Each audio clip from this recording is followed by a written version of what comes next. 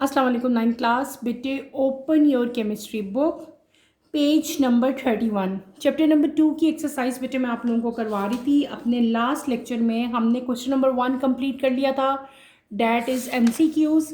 उसके बाद हम क्वेश्चन नंबर 2 की तरफ मूव किए थे बेटे। क्वेश्चन नंबर 2 था question for short answers, question थे और उनके आपने शॉर्ट आंसर्स देने थे। नेक्स्ट क्वेश्चन नंबर 3 हमने किया था constructed response question.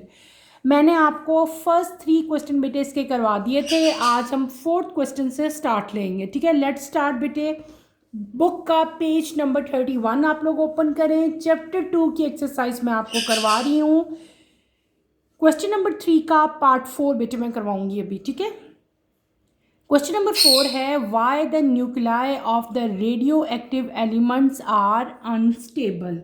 Radio active elements जो हैं आपके, उनका जो न्यूक्लियाई है बेटे वो अनस्टेबल क्यों होता है, ये आपने बताना है, ठीक है। क्लियर। तो जितने भी रेडियो एक्टिव एलिमेंट्स हैं उनका न्यूक्लियाई जो है बेटे वो अनस्टेबल होता है because of imbalance of neutron and proton. क्योंकि उनके न्यूट्रॉन और प्रोटॉन जो हैं वो क्या होते हैं, बैलेंस नहीं होते। और इस इम्बैलेंस की वजह से न्यूक्लियस जो है रेडियो एक्टिव डिके में चला जाता है, जिसकी वजह से रेडिएशन जो है वो एमिट होती हैं and it become more stable. Clear हो गया। आप इसका क्या आंसर लिखोगे, the nuclei of the radioactive elements are unstable. बेटे आप ऐसे इतना यहाँ से लिख लेंगे, जैसे छोटे बच्चों को बिल्कुल बताते हैं ना, वैसे ही मैं आपको बता रही हूँ। यहाँ से शुरू करोगे, the nuclei of the radioactive elements are unstable. Next आप क्या लिख लोगे, बिकॉज लिख लेना, because they have imbalance of neutrons and protons, full stop. This imbalance causes the nucleus to undergo radioactive decay. Is that clear? कर लोगे, लिख लोगे। चलें जी, नेक्स्ट क्वेश्चन की तरफ मूव करते हैं। Question number 5, during the star tube experiment how did the scientists conclude that the same type of electron and proton are present in all the elements? डिस्टार्ट गैस जो ट्यूब हमने experiments किए थे बेटे, उसमें हमने पढ़ा था कि साइंटिस्ट ने हमें बताया था कि सेम टाइप ऑफ इलेक्ट्रॉन और प्रोटॉन जो हैं वो एलिमेंट्स में प्रेजेंट होते हैं। तो साइंटिस्ट ने मतलब हाउ कैसे मतलब ये सब कुछ कंक्लूड किया, तो इसका सिंपल आप लोग यूँ लिख सकते हो आंसर कि scientist conclude that the same type of electron and proton are present in all electrons या in all elements by observation, ठीक है। उन्होंने क्या किया था, जो एक्सपेरिमेंट्स किए थे उनमें डिफरेंट टाइप की उन्होंने चीज़ें ऑब्जर्व की थी और उनको उन्होंने क्या नाम दिया था, ऑब्जर्वेशन का नाम दिया था। These observations are as follows. वो कौन कौन सी ऑब्जर्वेशन थी। नंबर 1 था consistent behaviour of cathode rays and anode rays, यानी कि नंबर 1 पे आप लोग नंबर 1 ऐसे नंबर दे दो, उनको मेंशन कर लो और आप सिंपली यहाँ पे बेटे क्या मेंशन कर देंगे कि मैंने आपको बताया ना कि उन्होंने कुछ चीज़ें ऑब्जर्व की थी, ठीक है। अब उनकी ऑब्जर्वेशंस क्या थी, उन ऑब्जर्वेशंस को आपने यहाँ पे पॉइंट्स में लिख देना है। नंबर पॉइंट हम पहले क्या लिखेंगे, consistent behaviour of cathode and anode raise. उन्होंने जितने भी एक्सपेरिमेंट्स किए थे तो सब में जो कैथोड रेज थी, जो एनोड रेज थी, उनका बिहेवियर क्या था, सेम था, एक जैसा था, कंसिस्टेंट था, एक जैसा बिहेवियर वो शो कर रहे थे। ये क्या थी, ये आपकी उनकी पहली ऑब्जर्वेशन थी। आप नंबर 1 लिख के ये ऑब्जर्वेशन लिख देंगे बेटे। क्या लिखना है आपने, consistent behaviour of cathode rays and anode raise across different gases. Different gases के साथ जितने भी उन्होंने एक्सपेरिमेंट किए, कैथोड रेज का और एनोड रेज का जो बिहेवियर था वो क्या था, कंसिस्टेंट था, एक जैसा था, हर एक्सपेरिमेंट में सेम था। ये उनकी पहली ऑब्जर्वेशन थी। फिर हम आते हैं नंबर 2 ऑब्जर्वेशन की तरफ। आपने नंबर 2 लिखो, ऐसे 2 लिखो, उसको मार्क करो और वहाँ पे लिखो same charge to mass ratio of electron and proton. दूसरा पॉइंट बेटे आपने क्या लिखना है, मैं दोबारा रिपीट कर देती हूँ, same charge to mass ratio, same charge to mass ratio of electron and proton.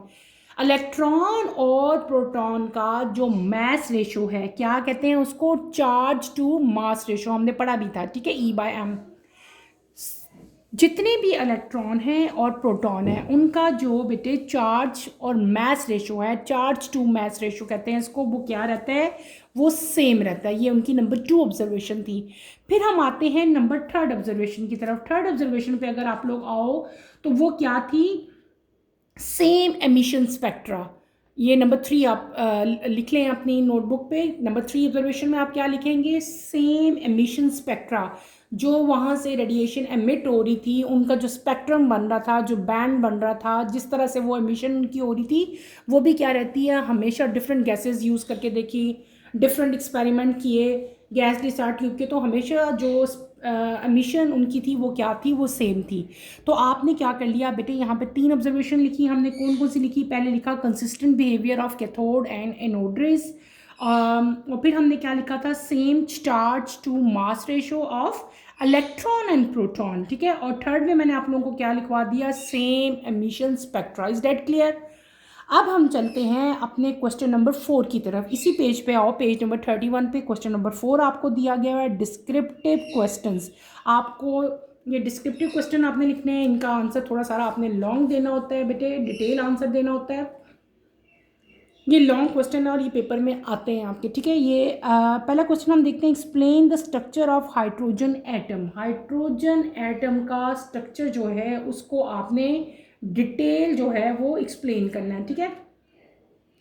तो हाइड्रोजन एटम में जब हम लोग आएंगे ना, तो इसका मतलब है कि आपने बोहर एटॉमिक मॉडल को जो है वो एक्सप्लेन करना है। पीछे आओ अपनी बुक के, बेटे मैं आपको बताती हूँ इसका आंसर किधर है।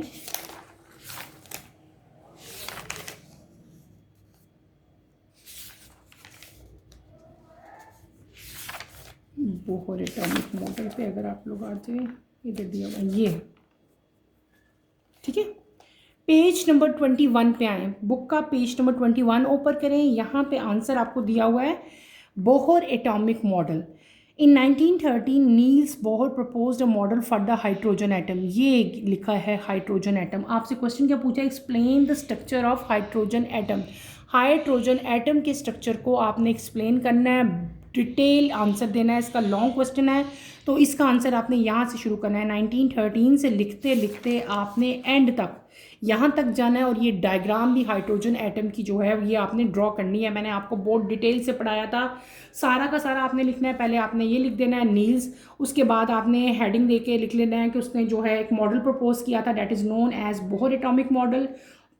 फिर आप लोग हेडिंग दे देना मेन पास्टुलेट्स। पास्टुलेट्स मैंने बताए थे ना, हमने डिफरेंट टाइप के पास्टुलेट्स पढ़े थे। इलेक्ट्रॉन जो है वो रिवॉल्व करते हैं अराउंड द न्यूक्लियस, फिर जिसमें वो रिवॉल्व करते हैं उनको हम ऑर्बिट कहते थे। और जब इलेक्ट्रॉन हायर एनर्जी लेवल से लोअर पे जंप करते हैं तो क्या होता है, जब लोअर से हायर पे जंप करते हैं तो क्या होता है। और ये सारा का सारा टोटली सारे पास्टुलेट लिखने हैं। फिर उसको आपने एक्सप्लेनेशन की हेडिंग देके तो उसको अच्छी तरह से एक्सप्लेन करना है। उसके शेल्स को, कितने शेल्स हैं, 4 शेल्स हैं, फिर सब शेल्स कितने हैं, वो भी सारे आप यहाँ पे मेंशन करोगे। इन शॉर्ट यहाँ तक आपने पूरा का पूरा जो है बेटे राइट करना है। ये आपका क्वेश्चन नंबर 4 का फर्स्ट पार्ट जो था ना, explain the structure of hydrogen atom, तो ये उसका आंसर है। अगर आपके पेपर में क्वेश्चन आता है बोहर एटॉमिक मॉडल लिखें, तब भी आपने यही लिखना है, ठीक है। अब चलते हैं हम क्वेश्चन नंबर 2 की तरफ। How does theory of atomic structure explain the ionisation of atom by radioactive isotopes, ठीक है। इस क्वेश्चन का आंसर आप लोग अब राइट करोगे। मैं आपको बता देती हूँ आपकी बुक में इसका आंसर कहाँ गिवन है बेटे। क्वेश्चन को दोबारा समझें। How does the theory of atomic structure explain ionisation of an atom by radioactive isotopes. पीछे आए, ये देखें पेज नंबर 26 बेटे, अपनी बुक को ओपन करें। पेज नंबर 26, यहाँ पे टॉपिक आपको दिया गया है ionisation of atom by radioactive isotope, ठीक है।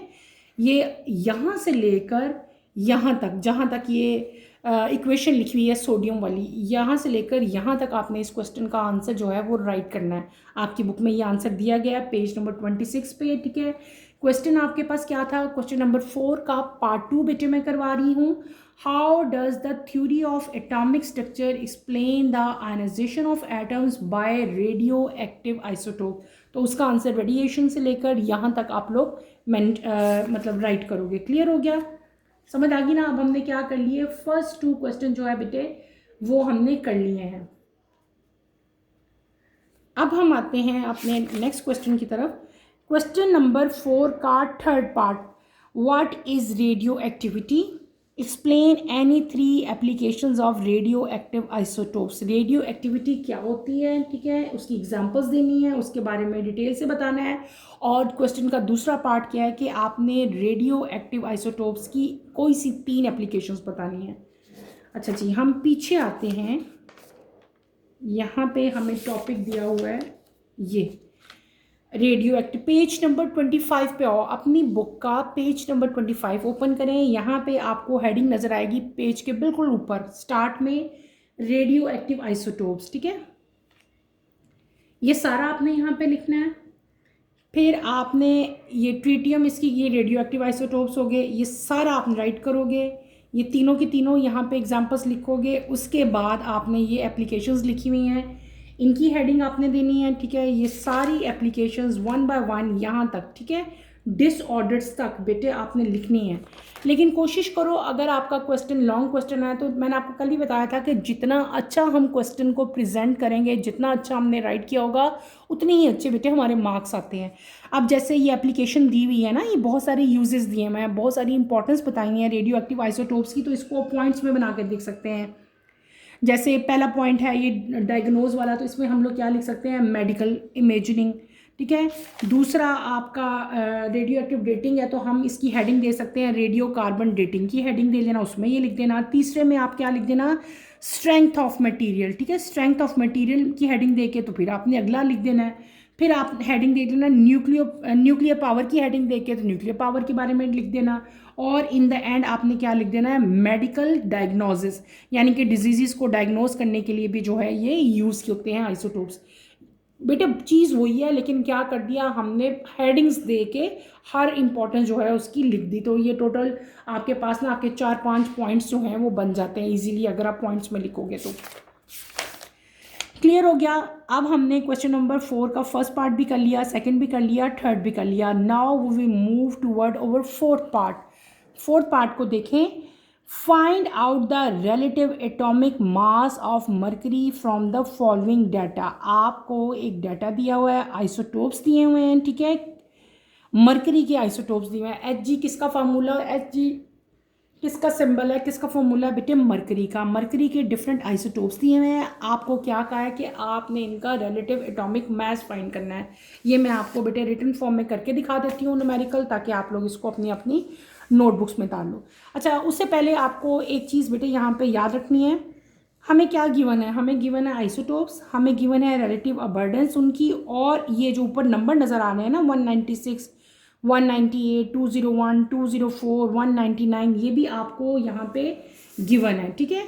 तो हमारे पास टोटल कितनी चीज़ें हमें दे दी हैं, हमें 3 चीज़ें दे दी हैं। एक आइसोटोप बता दिए, एक रिलेटिव अबंडेंस बता दी, और एक हमें क्या बता दिया, आइसोटोप्स का मैस भी हमें गिवन है। ये जो ऊपर राइट लिखा हुआ है ना, ये जो नंबर्स नज़र आ रहे हैं आपको 196, 198, 201, 204, ये तमाम के तमाम जो नंबर्स हैं दे आर आइसोटोपिक मासेस। ये आपको मैस दिया हुआ है हर आइसोटोप का, ठीक है। अब हम इस क्वेश्चन को उतार कर लेते हैं। इस क्वेश्चन को बेटे हम कैसे करेंगे, आप लोग मेरे साथ साथ जो है इसको करते जाओ। हम करेंगे पहले, हम इसकी हेडिंग दे लेते हैं। हमारा ये कौन सा क्वेश्चन है, क्वेश्चन नंबर 4 है, ठीक है। इधर मैं मेंशन कर लेती हूँ क्वेश्चन नंबर 4। क्वेश्चन नंबर 4 का ये कौन सा पार्ट है, हमारा पार्ट है, फोर्थ ही पार्ट है। क्वेश्चन नंबर 4 का 4 पार्ट है, ठीक है। यहाँ पे हमने पहले लिखना है रिलेटिव एटॉमिक मास, रिलेटिव एटॉमिक मास, ठीक है, एटॉमिक मास, MASS मास, वो लिख लेंगे हम लोग। उसके लिए फॉर्मूला हम लोग क्या यूज़ करेंगे बेटे, हम फॉर्मूला यूज़ करेंगे। हमें कितने गिवन है, 1 2 3 4 5 6 7, टोटल 7 है हमारे पास। हम फॉर्मूला क्या लिखेंगे, देखो, M1 P1 M2 P2, बेटे लिखते जाओ, फिर मैं आपको एक्सप्लेन करती हूँ। M3 P3 plus M4 P4 plus M5 P5 plus M6P6 plus M7P7 divided by, ये यहाँ पे पूरा नहीं आ रहा था इसलिए मैंने इसको नीचे लिया है, डिवाइडेड बाय क्या कहते हैं 100 से हम इसको डिवाइड करेंगे, ठीक है। अब आ जाएगा हमारे पास, अब हमने इनके सबकी वैल्यूज़ लिख लेनी है। M1 कितना है आपकी बुक में दिया हुआ है, पहला आपको दिया है Hg196, ठीक है। इसका मतलब है पहले का जो मास है, एटॉमिक मास हमें कितना दिया हुआ है 196, और P क्या है, रिलेटिव अबंडेंस। P क्या चीज़ है यहाँ पे, ये जो मैंने P मेंशन किया इसका मतलब है रिलेटिव अबंडेंस। रिलेटिव अबंडेंस जो है वो आपको क्वेश्चन में गिवन है, ठीक है। आपने वही वैल्यू यहाँ पे लिख लेनी है। क्या वैल्यू दी हुई है आपको क्वेश्चन में, 0.0146, ठीक है। इसी तरह दूसरे का एटॉमिक मास हम लिखेंगे, क्या दिया हुआ है हमें 198, और रिलेटिव अबंडेंस कितनी दी हुई है उसकी 10 into 10 point wt is 10.02, plus तीसरा क्या दिया हुआ है हमें 199 इंटू 16.34,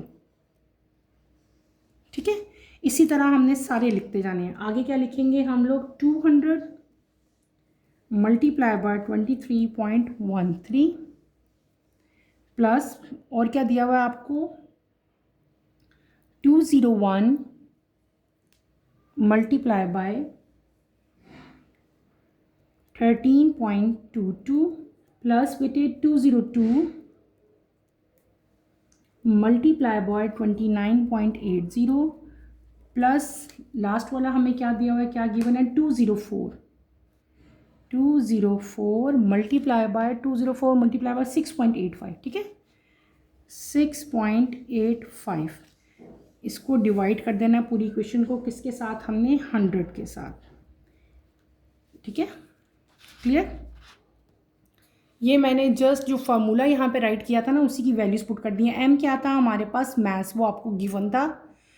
पी क्या चीज़ है, रिलेटिव अबंडेंस, वो भी आपको क्वेश्चन में गिवन है।